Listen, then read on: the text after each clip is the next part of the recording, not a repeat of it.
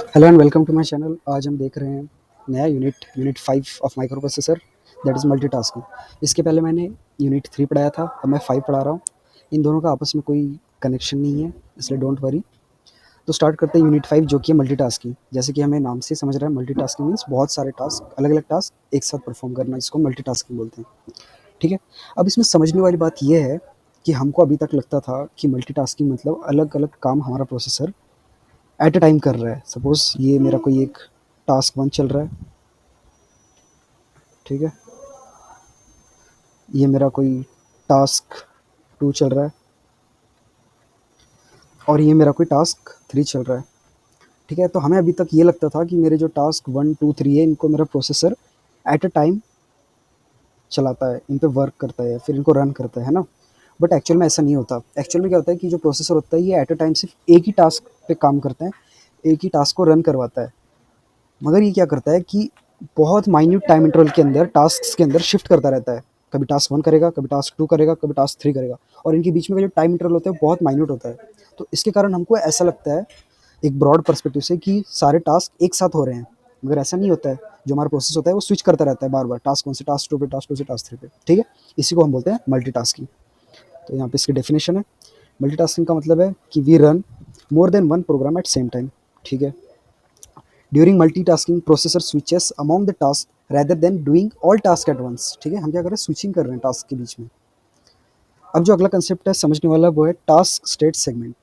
ठीक है, तो अभी तक हमने क्या देखा कि सपोज ये मेरा एक टास्क 1 है, ठीक है, जो कि मेरे किसी एक मेमोरी सेगमेंट के अंदर परफॉर्म हो रहा है। तो अब मैंने क्या किया, एक नया सेगमेंट बनाया, ठीक है, जिसको मैं नाम दे रहा हूँ TSS, task segment, task state segment, जो कि बेसिकली एक रिकॉर्ड है। किसका रिकॉर्ड? मेरे इस टास्क का रिकॉर्ड। तो ये बेसिकली क्या करेगा, TSS जो भी मेरा टास्क चल रहा है उसके अंदर जो भी सारी चीज़ें हैं उनका एक रिकॉर्ड रखेगा। ठीक है, टास्क सेगमेंट का जो रिकॉर्ड रखता है उसको टास्क स्टेट सेगमेंट बोलते हैं। ठीक है, सेम अगर कोई मेरा एक दूसरा टास्क काम कर रहा है, सपोज फॉर कंसिडरेशन टास्क 2, ठीक है, तो इसका जो TSS बनेगा, जो इसका रिकॉर्ड होगा इस टास्क का, है ना, जो सारा इसका डेटा मेंटेन करेगा, वो होगा मेरा TSS 2। है ना, यहाँ तक समझ गए? अब देखते हैं ये TSS एक्चुअल में होता क्या है। इतना तो हम समझ गए कि ये टास्क का जितना भी डेटा है, जो भी कुछ है, वो रिकॉर्ड कर रहा है। बट ये टास्क है, TSS यानी टास्क स्टेट सेगमेंट है क्या? तो TSS is nothing but a data structure used to store the information about the task. TSS is not accessible to any user program even at privilege level 0। ठीक है, अब ये समझते हैं। यहाँ तक हमने समझ लिया कि मेरा एक कोई टास्क होगा, उसका जो रिकॉर्ड रखेगा वो मेरा TSS होगा। ठीक है, तो अब मैं ये बोल रहा हूँ कि अगर यूज़र को कोई इस टास्क को एक्सेस करना है ना, सपोज ये टास्क चल रहा है 2 फाइल की कॉपिंग का। एक फाइल यहाँ से निकल के किसी एक लोकेशन पे जा रही है, तो ये फाइल कॉपी वाला कोई टास्क चल रहा है। ठीक है, तो मेरा जो यूज़र प्रोग्राम है वो सिर्फ इस टास्क को ही एक्सेस कर सकता है, वो इस TSS यानी टास्क स्टेट सेगमेंट को कभी एक्सेस नहीं कर पाएगा। ठीक है, यहाँ तक समझ गए? और बोला है कि इवन एट प्रिविलेज लेवल 0, जो कि मेरी हाईएस्ट प्रिविलेज लेवल होती है, इसमें इस केस में भी मैं जो TSS है इसको एक्सेस नहीं कर पाऊंगा। ठीक है, अब नेक्स्ट देखते हैं आगे। नेक्स्ट बोला है कि ये जो मेरा TSS है, जो कि रिकॉर्ड स्टोर कर रहा है बेसिकली मेरे टास्क का, है ना, इसके अंदर कुछ फील्ड्स होंगी।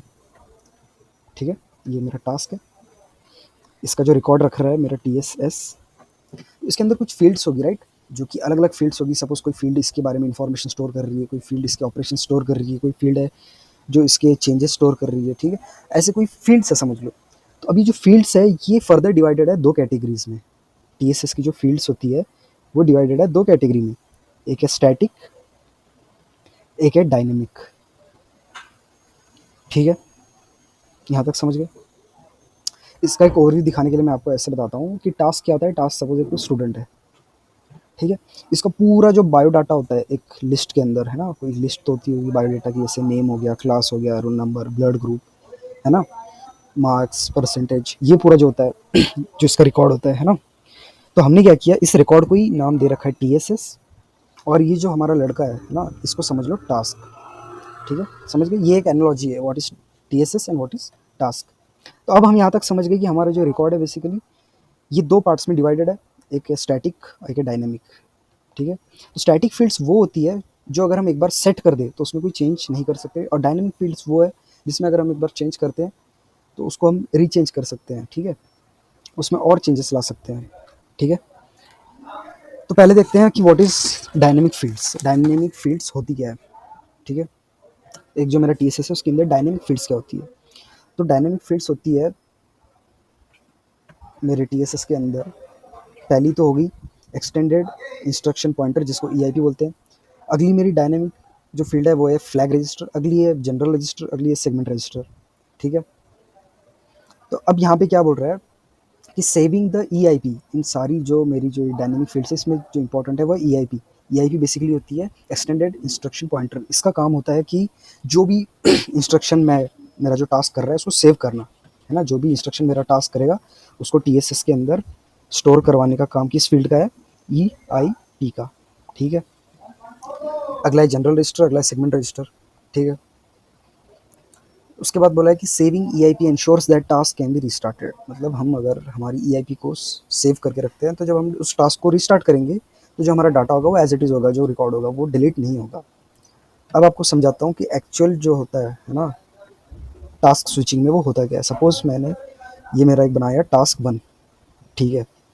अब ये मैंने इसका एक रिकॉर्ड बनाया टी एस एस वन, ठीक है। टी एस एस वन का काम क्या है, पॉइंट करना टास्क वन को, ये इसी का तो रिकॉर्ड है। सिमिलरली मैंने बनाया टी एस एस टू, ये पॉइंट करेगा मेरे टास्क टू को, ठीक है। यहाँ तक समझ गए हम। अब मैं ये बोल रहा हूँ कि यहाँ पर एक फील्ड होगी ई आई पी, ठीक है। ये ई आई पी का काम होगा कि ये जो टास्क परफॉर्म हो रही है ना इसकी इंस्ट्रक्शन को सेव करना। तो जब मैं टास्क स्विच करूँगा, सपोज फॉर एग्जांपल पे मेरा टास्क वन चल रहा था, फिर मैं कुछ देर के बाद मेरे माइक्रो प्रोसेसर ने क्या किया, टास्क टू पे स्विच कर दिया, ठीक है। तो अब यहाँ पे जो भी डेटा या जो भी फील्ड्स के अंदर चेंजेस आए होंगे वो फील्ड मेरे सेव हो जाने चाहिए।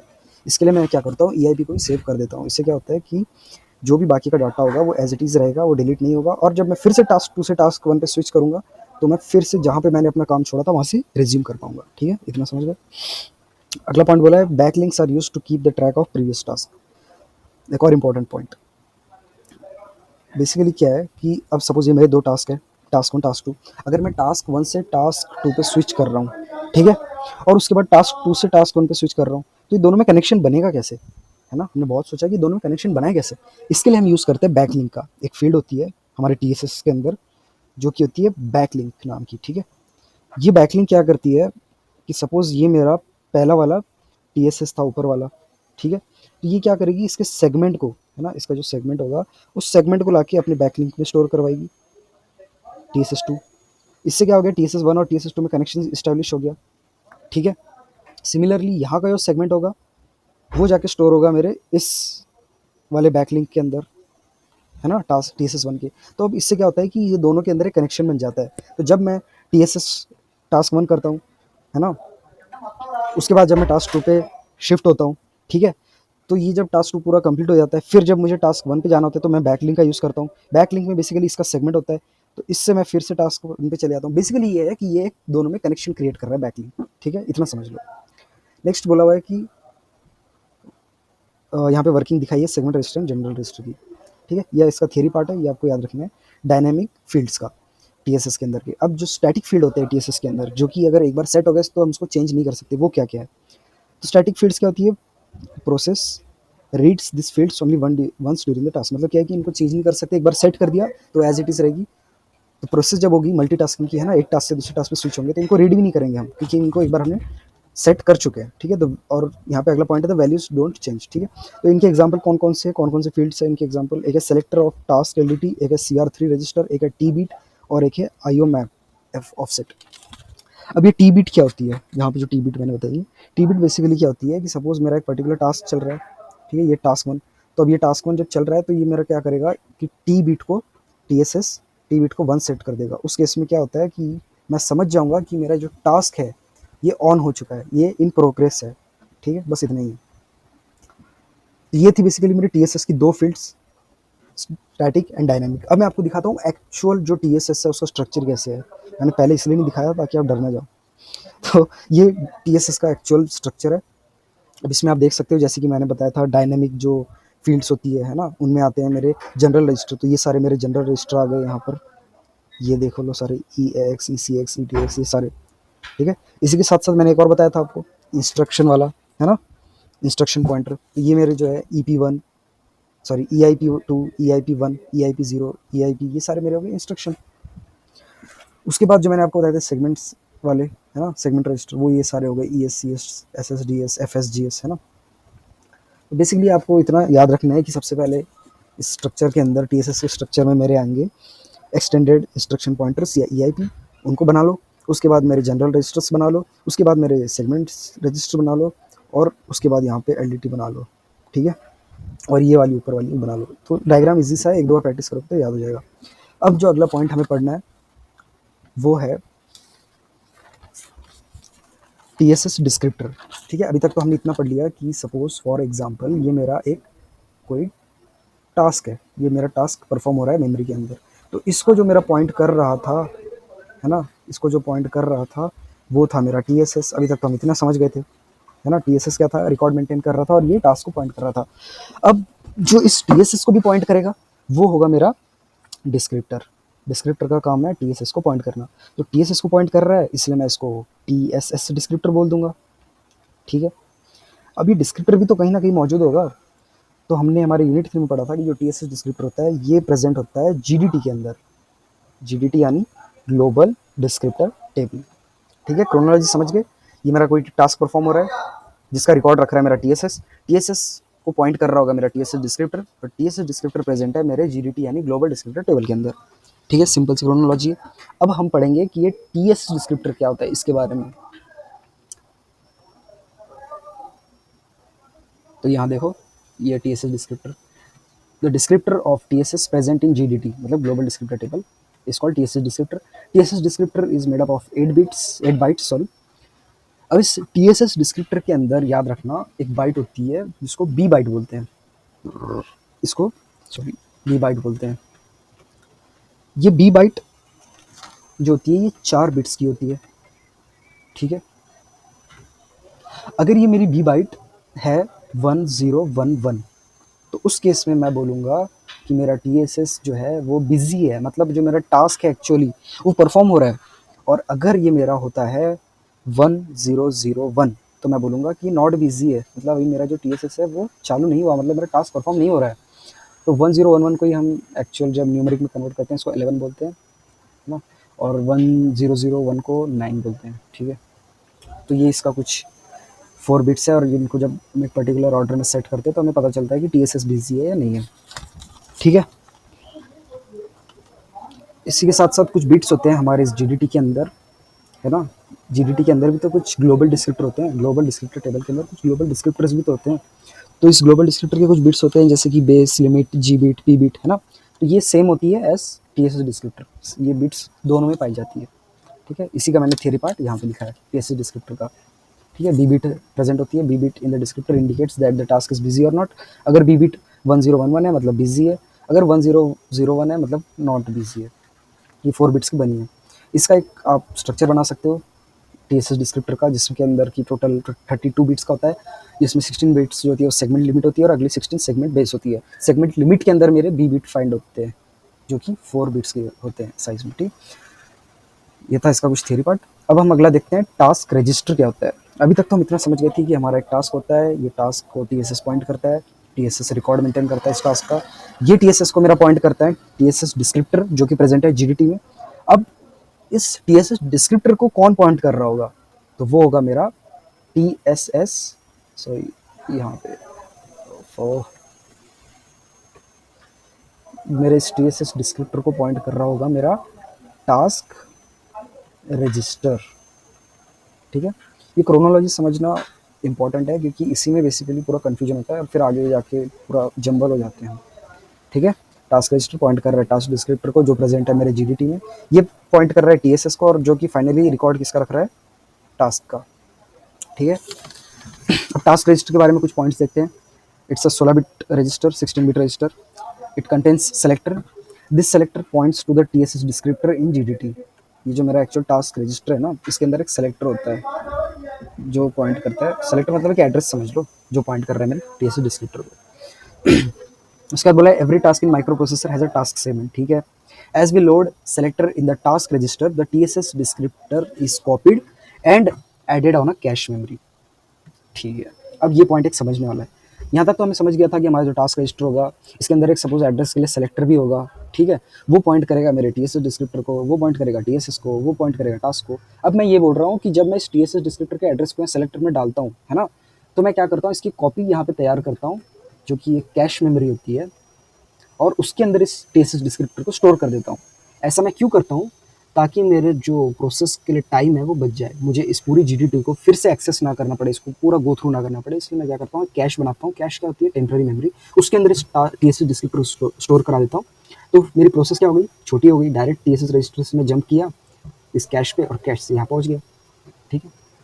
सॉरी, यहाँ नहीं पहुँचेगा, ये एक्चुअली में TSS पे पॉइंट करवाएगा। तो यहाँ पे क्या हुआ, हमारा जो टाइम लग रहा था GDT को एक्सेस करने का, पूरी तरीके से पूरा इसको गो थ्रू करने का, वो हमारा टाइम सेव हो गया, ठीक है। तो वही पॉइंट यहाँ पे मैंने लिखा है, as we load selector in task register the TSS descriptor is copied and added on a cache, ठीक है। The descriptor cache is invisible to the program. जो हमने कैश बनाया था ना एक्चुअल में यहाँ पे, तो वो जो प्रोग्राम होता है वो उसको उसको एक्सेस नहीं कर पाता, ठीक है। अब अगर आपको इस पूरी प्रोसेस का एक अच्छा स्ट्रक्चरल डायग्राम बनाना है तो एग्जाम में आप इस तरीके का बना सकते हो। अगर आपको टास्क रजिस्टर के बारे में पूछेगा तो पहले लिख देना, ये मेरा TSS है जो कि पॉइंट कर रहा होगा किसी टास्क को, है ना, उसका रिकॉर्ड सेव कर रहा होगा। TSS को पॉइंट कर रहा होगा TSS डिस्क्रिप्टर, और इस TSS डिस्क्रिप्टर को पॉइंट कर रहा होगा मेरा सेलेक्टर ऑफ टास्क रजिस्टर, ठीक है। अब नेक्स्ट जो टॉपिक है वो है टास्क गेट डिस्क्रिप्टर। इसके ऊपर लास्ट 2 क्वेश्चन पेपर में तो क्वेश्चन नहीं आए हैं वैसे, फिर भी हम इसको एक बार गो थ्रू कर लेते हैं। टास्क गेट डिस्क्रिप्टर क्या होते हैं, this are used to switch the task indirectly in protected mode. मतलब क्या है कि अगर मेरे एक से ज़्यादा टास्क है ना, एक से ज़्यादा टास्क है, तो इन टास्क के बीच में स्विच करने के लिए मेरा जो है इस टास्क गेट डिस्क्रिप्टर का यूज़ होता है, ठीक है। उसके बाद बोला कि task gate have TSS selectors, ठीक है। उसके बाद बोला कि जो मेरा टास्क गेट डिस्क्रिप्टर है, उफ, उफ, उफ, उफ, उफ, हाँ, तो उसके बाद क्या बोला है कि जो मेरा टास्क गेट डिस्क्रिप्टर है ना, टास्क गेट, ये एक्चुअल में प्रेजेंट होता है मेरे GDT में, ठीक है, कोई प्रॉब्लम नहीं है। उसके बाद बोला है कि जो it have the information for switching, इसके पास इन्फॉर्मेशन होती है स्विचिंग। ऑब्वियस सी बात है, जब ये काम ही स्विचिंग का कर रहा है तो इसके पास होगी इन्फॉर्मेशन स्विचिंग की। उसके बाद बोल रहा है segment selector are connected with TSS which helps in saving and loading the data in TSS, ठीक है। तो ये बेसिकली थ्योरी पार्ट है टास्क गेट डिस्क्रिप्टर को लेके। इतना तो आप समझ गए कि टास्क गेट जो डिस्क्रिप्टर है इसका बेसिकली काम ये है कि मेरे जो अलग अलग टास्क चल रहे हैं T1 T2 T3 protected mode के अंदर, उनके बीच में स्विच करवाना, कभी इसमें जाना, कभी इसमें जाना, कभी इसमें जाना, in a fix interval of time, ठीक है। अब जो अगला टॉपिक है वो टास्क स्विचिंग। अभी तक हमने ये देख लिया कि जो टास्क गेट था ये स्विचिंग करवा रहा था, बट अब हमें ये देखना है कि स्विचिंग प्रोसेस एक्चुअल में कैसे होती है। सपोज अभी मैं टास्क 1 में हूँ, तो मैं इस टास्क 2 में कैसे जाऊँगा, ये जो प्रोसेस है अब ये देखनी है हमें इन डेप्थ, ठीक है। तो जो मेरी टास्क स्विचिंग की प्रोसेस होती है ये बेसिकली 5 स्टेप्स में, टास्क स्विचिंग की जो प्रोसेस होती है बेसिकली 5 स्टेप्स में काम करती है, ठीक है। पहला स्टेप होता है प्रिविलेज लेवल चेक, ठीक है। प्रिविलेज लेवल चेक में क्या होता है कि हमारा जो EPL होता है ना, गेट सेलेक्टर का, अब ये टर्म्स आपके सर के ऊपर से आ रही थी, थोड़ी देर के लिए इसको हैंडल करो। तो जो मेरा EPL होता है this must be less than TSS descriptor का DPL, ठीक है। अब आपको बताता हूँ ये EPL DPL वगैरह क्या होती है। आपने यूनिट 3 में देखा होगा या उसके पहले भी इनसे में देखा था कि मेरे कुछ प्रिविलेज लेवल नाम की कोई चीज़ होती है ना, प्रिविलेज लेवल, ठीक है। तो इनके कुछ पार्ट्स होते हैं जो कि होते हैं सपोज RPL जिसको हम बोलते हैं रिक्वायर्ड प्रिविलेज लेवल, CPL जिसको हम बोलते हैं कोड प्रिविलेज लेवल। इन दोनों का जब मैक्स निकालते हैं तो हमें मिलता है EPL यानी इनका मैक्स। और एक होता है DPL, है ना, जो कि होता है डिस्क्रिप्टर प्रिविलेज लेवल। तो ये बेसिकली क्या होता है, कुछ टाइप्स होते हैं, कुछ मैकेनिज्म है प्रिविलेज लेवल में। अभी के लिए आप बस इसका एक ओवरव्यू समझ लो और इसमें जो पहली स्टेप है इसका रट्टा मार लो। जब आप यूनिट 4 में जाओगे तो ये CPL EPL DPL को मैं ब्रीफ में आपको समझा दूंगा, ठीक है। तो पहला स्टेप जो है मेरा, है ना, टास्क स्विचिंग के अंदर, वो क्या है कि चेक करना प्रिविलेज लेवल की कंडीशन। और वो कंडीशन क्या है कि मेरा गेट सेलेक्टर का EPL लेस देन होना चाहिए TSS डिस्क्रिप्टर DPL, ठीक है। ये समझ गए। अगली स्टेप में हम चेक करते हैं कि मेरा लिमिट, है ना, एंड प्रेजेंट बिट ये वैलिड है या नहीं। इसका मतलब क्या कि हम ये चेक करते हैं कि जो मेरी लिमिट है ना डिस्क्रिप्टर की, टीएसएस डिस्क्रिप्टर की, उसके बराबर या उससे कम होना चाहिए मेरी टीएसएस की लिमिट। ठीक है, उससे ज़्यादा नहीं होनी चाहिए। पहली कंडीशन ये चेक। अगली कंडीशन ये चेक करेंगे कि मेरी प्रेजेंट बीट वैलिड है या नहीं, मतलब जो मेरा डिस्क्रिप्टर है उसके अंदर जो प्रेजेंट बीट है जो बताती है कि मेरा टीएसएस एग्जिस्ट भी करता है या नहीं, तो ये मेरी वैलिड है या नहीं। अगर ये वैलिड है इसका मतलब टीएसएस एग्जिस्ट करता है। सेकंड कंडीशन हमने ये चेक कर ली। ठीक है, अभी तक हम क्या देख रहे हैं, हम देख रहे हैं कि टास्क स्विचिंग कैसी होती है, एक टास्क में से दूसरे टास्क में कैसे आते हैं। पहला देख लिया कि हम प्रिविलेज लेवल चेक करते हैं, दूसरा देख लिया लिमिट एंड प्रेजेंट बिट ये वैलिड है या नहीं, ये चेक करते हैं। अब थर्ड स्टेप ये है कि हम सेव करेंगे हमारे डेटा को, है ना, या फिर सेव द करंट टास्क। मतलब क्या होगा, आपने ये दो कंडीशन तो ऊपर की चेक कर ली, ये दोनों वैलिड आ गई, इसका मतलब आप अब टास्क 1 से टास्क 2 में स्विच कर सकते हो। बट एक कॉमन सेंस वाली बात है, अगर मैं एक टास्क में से दूसरे टास्क में जा रहा हूँ, सपोज ये मेरा टास्क 1 था, अब मैं इसमें से टास्क 2 में स्विच कर रहा हूँ, तो क्या मैं इस टास्क 1 को ऐसे ही छोड़ दूंगा? नहीं ना, इसमें जो भी अभी तक प्रोसेसेस हुई होगी मैं उसको सेव करूंगा, है ना, ताकि जब मैं फिर से एक बार स्विचिंग करूँ T2 में से T1 में आऊँ, तो मुझे जो भी प्रोसेस हुई थी वो एज इट इज़ मिले, है ना। तो इसलिए हम यूज़ करते हैं इस प्रोसेस का सेव द करंट टास्क। इसमें क्या होता है कि पहले हमने दो कंडीशंस चेक कर ली, प्रिविलेज लेवल वाली, ये अगर सेटिस्फाई हो गई, limit and present bit valid ये सेटिस्फाई हो गई, तो अब हम क्या करेंगे कि अगर हम T1 में थे तो इसका जितना भी टास्क था वो सारा हमारा इस TSS में क्या करेंगे, इसको सेव कर लेंगे। ठीक है, उसके बाद हम शिफ्ट हो जाएंगे TS2 के ऊपर। उसके बाद हम क्या करेंगे कि हमारा जो TS1 होगा इसका सेलेक्टर जो है वो TS2 के बैक लिंक के अंदर इंसर्ट कर देंगे, जो कि मैंने आपको स्टार्ट में बताया था, है ना। दो जो टास्क है उनके अंदर कनेक्शन बनाने के लिए हम क्या करते हैं, एक का जो सेलेक्टर होता है वो अगले के बैक लिंक में डाल देते हैं और अगले का जो सेलेक्टर होता है वो पहले वाले के बैक लिंक में डाल देते हैं, है ना। या मैंने आपको स्टार्ट में ही बताया था, दो टास्क के अंदर कनेक्शन स्टैब्लिश करने के लिए।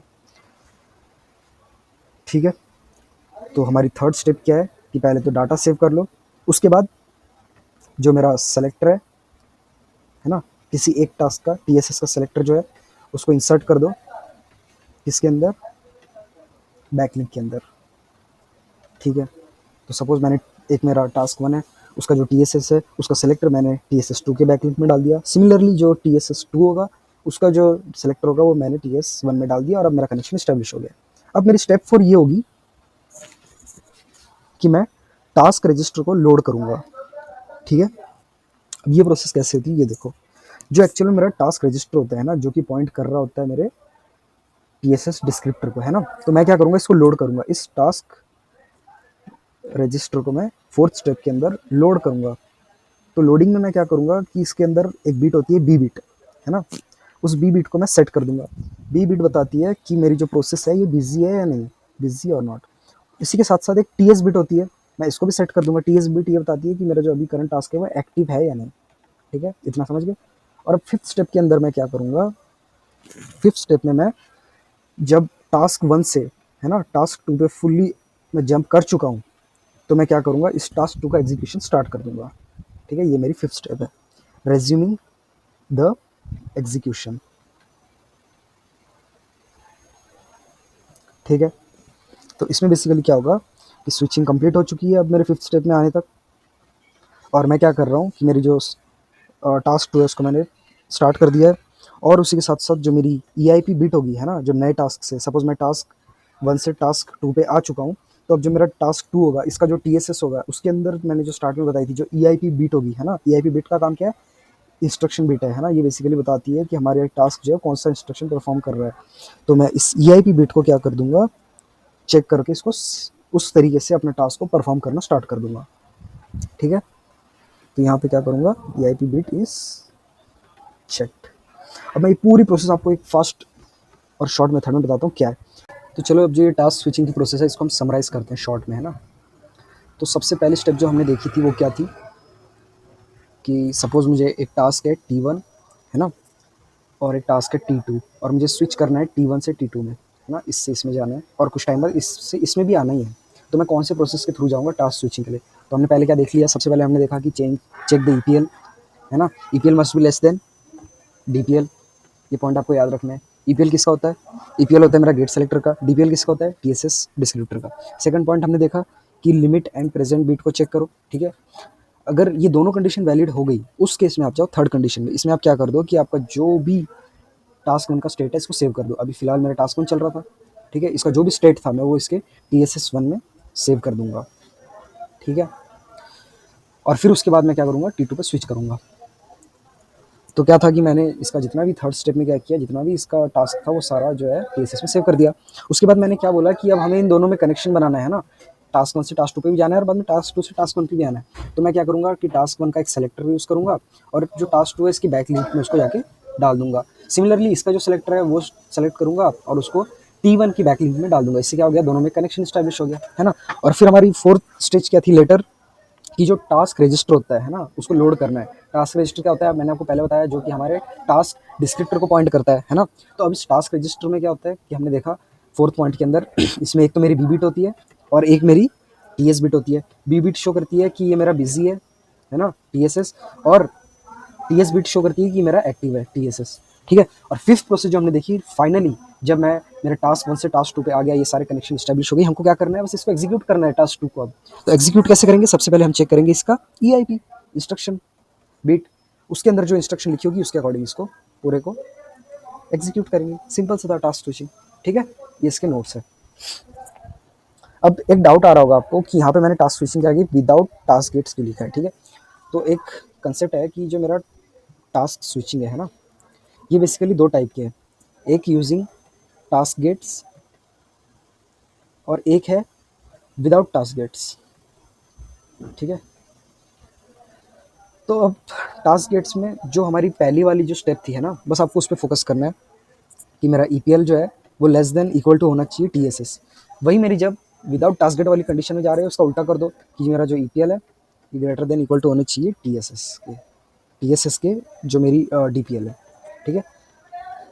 तो जब आप टास्क स्विचिंग में जाओगे, ये तो था विदाउट गेट्स जो मैंने अभी आपको पूरी एक्सप्लेन की। जब आप विद गेट्स वाले में जाओगे, उसमें बस आपको क्या करना है, जो स्टेप वन है उसके अंदर चेंज करने हैं कि मेरा जो टास्क गेट का जो DPL है वो ग्रेटर होना चाहिए EPL के, किसके, गेट सेलेक्टर के। बस इतनी सी स्टेप में चेंज करना है, बाकी पूरा एज इट इज लिखना है, ठीक है। अब अगले पॉइंट पे आते हैं जो है वर्चुअल मोड। ये एक स्पेशल चैप्टर है virtual mode, right. Virtual mode basically क्या होता है वो बताता हूँ, ठीक है। जो मेरा माइक्रो प्रोसेसर है जिसके बारे में हम स्टडी कर रहे हैं अभी, है ना, 80386, इसका जो एक पहले जो मॉडल आया था वो था प्रोसेसर 8086, ठीक है। तो बहुत से डेवलपर जो थे उन्होंने बोला कि इंटेल वालों को, आपने नया प्रोसेसर तो बना दिया 80386, मगर हमें जितनी भी ये प्रोसेस है कोडिंग वगैरह की है ना, ये सारी हमें 8086 में ही करना पसंद है। तो फिर उन्होंने क्या किया कि हमारे 80386 के अंदर ही एक स्पेशल एनवायरनमेंट बनाया जिसको हम वर्चुअल एनवायरनमेंट बोलते हैं, है ना। तो इस वर्चुअल एनवायरनमेंट में क्या होता है, मेरा जो माइक्रो प्रोसेसर है वो वर्क करता है एज 8086, ठीक है। इतना सिंपल सा कंसेप्ट है। अब मेरा जो एक माइक्रो प्रोसेसर है वो अलग अलग स्टेजेस में कैसे अलग अलग बिहेव करता है मैं वो बताता हूँ। सबसे पहले जब मैं मेरा PC स्टार्ट करता हूँ तो ये बूटिंग प्रोसेस में होता है ना। तो अब जो मेरा माइक्रो प्रोसेसर है एक्चुअल में तो वो 80386 के बारे में ही हम पढ़ रहे हैं, मगर बूटिंग के टाइम पे स्टार्टिंग के प्रोसेस में ये एक्ट करता है एज 8086, समझे। और इसी के साथ साथ 8086 की तरह तो ये कर ही रहा है बिहेव। और इस स्टेज के अंदर हम इसको बोलते हैं रियल स्टेज या रियल मोड। इसके बाद जब हमारा जो माइक्रो प्रोसेसर है फुल्ली सेटअप हो जाता है, नॉर्मल कंडीशन में आ जाता है, ये हमारी बूटिंग कंडीशन थी, है ना, बूट हो रहा था। जब ये नॉर्मल कंडीशन में आ जाता है तो ये वर्क करने लगता है एज 80386, ठीक है। और इस कंडीशन को हम बोलते हैं प्रोटेक्टेड स्टेट। फिर मैंने बोला कि नहीं नहीं यार, मुझे जो है इसको एज 8086 वर्क कराना है, क्योंकि मेरे को जो कोडिंग वगैरह जितनी प्रोसेस है वो 8086 में करनी है। तो मैं क्या करता हूँ, जो मेरी VM बिट होती है वर्चुअल मोड बिट, इसको 1 सेट कर देता हूँ। इससे क्या होता है कि मेरा जो सिस्टम है ये चला जाता है वर्चुअल मोड में और मेरा माइक्रो प्रोसेसर एक्ट करने लग जाता है एज 8086। इस मोड को हम बोलते हैं वर्चुअल मोड, ठीक है। ये है पूरा ट्रांजिशन। अब यहाँ पर जो हमें मेन फोकस करना है इस चैप्टर के अंदर, पूरा फोकस रहने वाला है हमारे इस 8086 वाले स्टेट में, जिसको हम वर्चुअल स्टेट बोलते हैं, ठीक है। चलो अब आगे देखते हैं। तो आगे आपको मिलेगा कि what are the features of 8086। तो पहला फीचर ये है कि द पर्पस ऑफ V86। हाँ, एक और बात, जो हमारा माइक्रो प्रोसेसर 8086 है इसी को हम V86 भी बोलते हैं, क्योंकि इसका फुल फॉर्म क्या है, वर्चुअल मोड, है ना, वर्चुअल मोड 8086। तो हमने इसको शॉर्ट फॉर्म में क्या कर दिया, V86, ठीक है। अब ये क्या बोल रहे हैं, the purpose of V86 is to perform machine like virtual machine, ठीक है, मशीन को हमने वर्चुअल मशीन में कन्वर्ट कर दिया, ठीक है। उसके बाद क्या बोल रहा है, this is also called hardware virtualization, मतलब वर्चुअलाइजेशन का पूरा प्रोसेस हो गया। अब नेक्स्ट पॉइंट बोल रहा है 8086 प्रोसेसर इम्यूलेटेड बाय 386, मतलब क्या इम्यूलेशन, मतलब क्या है कि बेसिकली हम इसको एक तरीके से स्टिमुलेट कर रहे हैं। एक्चुअल में तो हमारा प्रोसेसर 80386 है, बट हम इसको वर्क करवा रहे हैं एज ए 8086। तो इस स्टिमुलेशन को या इस इम्यूलेशन को हम करते हैं यूजिंग 386 चिप्स। अगला प्रोसेस है, अगला जो टॉप दिया है इसमें वो है कि V86 mode uses segmentation scheme which is same as that of real mode. Real mode पता है, जो मैंने यहाँ बताया आपको, जो नॉर्मल काम करता है मेरा पीसी, वो रियल मोड होता है, ठीक है। अगला पॉइंट दिया है कि जब मैं वीएम है ना वर्चुअल मोड बिट को 1 सेट करता हूँ तो ये मेरा कन्वर्ट होता है from protected bit to virtual bit. तो ये यहाँ देखो VM1 सेट किया तो प्रोटेक्टेड से वर्चुअल में कन्वर्ट हो गया। उसके बाद जो मेरा नेक्स्ट है वो है एडवांटेजेस ऑफ V86, मतलब वर्चुअल मशीन 8086 प्रोसेसर। उसके एडवांटेजेस क्या है, we can execute multiple 8086 application, we switch rapidly between 8086 and protected mode, ठीक है। प्रोटेक्टेड मोड मतलब नॉर्मल, जिसमें हमारा एज ए 80386 काम करेगा, ठीक। अगला है कि program in V86 mode are executed at PL3। PL क्या है, प्रिविलेज लेवल, हमने देखा था, ठीक है, प्रिविलेज लेवल 3। ये याद रखना कि जब हमारा सिस्टम प्रिविलेज लेवल 3 में होता है तब वो वर्क करता है एज अ वर्चुअल मोड, ठीक है। अगला है in VM86 mode the 80386 model is partitioned and this is used by many memories, ठीक है। तो हमने क्या किया कि जब VM86 मॉडल बनाते हैं हमारे एक्चुअल 80386 को, तो हम इसको क्या करते हैं, बहुत सारा इसमें पार्टीशनिंग कर देते हैं और हर एक पार्टीशन जो है वो अलग अलग मेमोरीज को यूज़ करती है। अगला एक टॉपिक आया था कि what is real and what is virtual mode, मैंने आपको यहाँ बता ही दिया, बस उसके बारे में कुछ एक्स्ट्रा पॉइंट्स लिखे हैं, उसको आप गो थ्रू कर दो। नेक्स्ट आया था entering and living virtual mode, ये एक इंपॉर्टेंट टॉपिक है, ठीक है। हमने ये तो समझ लिया यहाँ पे कि ये प्रोटेक्टेड मोड में से वर्चुअल मोड में कन्वर्ट हो रहा है, बट एक्चुअल में इन डेप्थ आप देखेंगे कि वर्चुअल मोड में एंटर कैसे होता है, तो कौन सी प्रोसेस होती है जिसके थ्रू हम वर्चुअल मोड में एंटर होते हैं, ठीक है।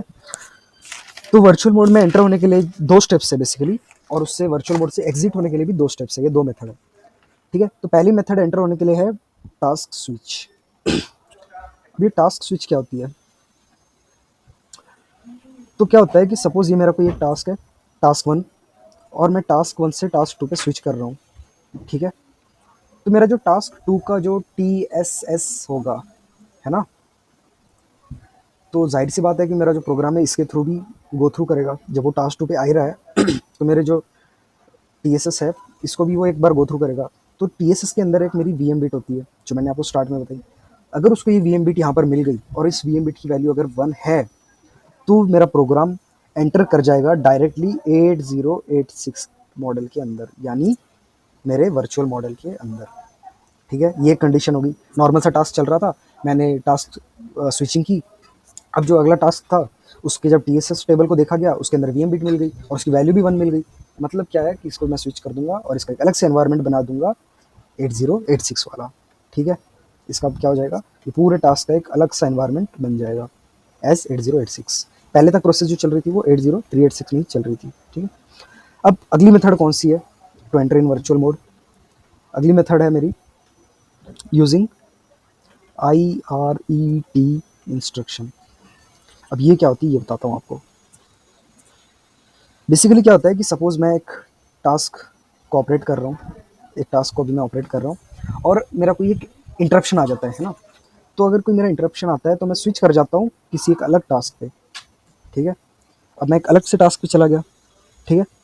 तो अभी जो नया टास्क में जाऊँगा इसका जो TSS होगा, है ना, इसका जो TSS होगा, ठीक है, उस TSS के अंदर अगर मुझे अब VM मिल जाता है और उस VM की वैल्यू 1 होती है तो मेरा जो सिस्टम है वो एंटर कर जाएगा फिर से वर्चुअल मोड के अंदर। पहले जो हम किया था ये एक्चुअल में क्यों हो रहा था, ड्यू टू मल्टीटास्किंग। ये जो स्विचिंग हो रही थी, ये जो 8086 में एंटर कर रहा था, ये स्विचिंग की वजह से एंटर कर रहा था कि हम इसमें क्या कर रहे थे, खुद से स्विच कर रहे थे एक टास्क से दूसरे टास्क में। बट यहाँ पे क्या हुआ कि एक इंटरप्शन आया और इस इंटरप्शन की वजह से ये जंप कर गया एक अलग से टास्क पे, ठीक है।